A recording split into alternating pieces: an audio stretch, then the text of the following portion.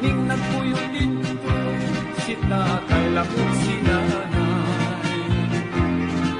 Ang among trabaho, manguha lang o pagkakay.